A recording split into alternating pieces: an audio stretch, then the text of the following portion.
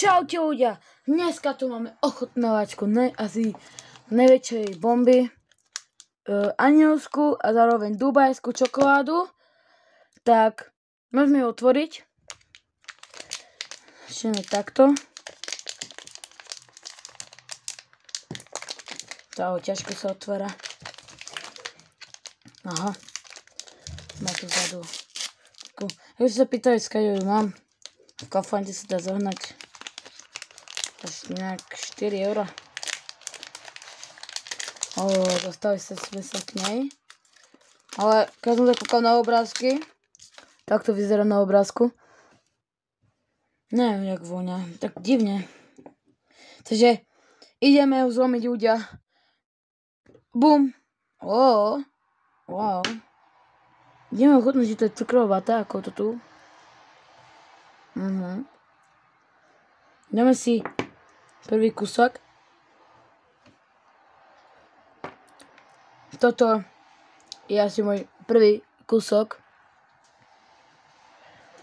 Takže ideme na to 3, 4.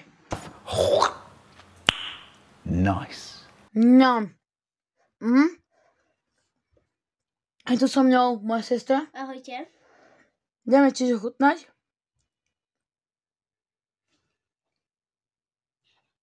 Ona nechce ochutnať. Je to veľmi dobré. Takže fakt. God, it's so good.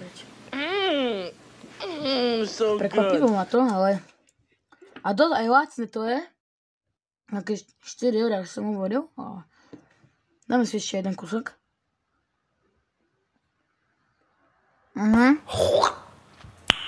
Nice. No.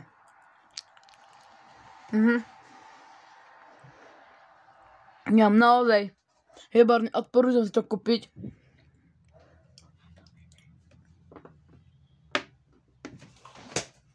Takže je to veľmi dobré.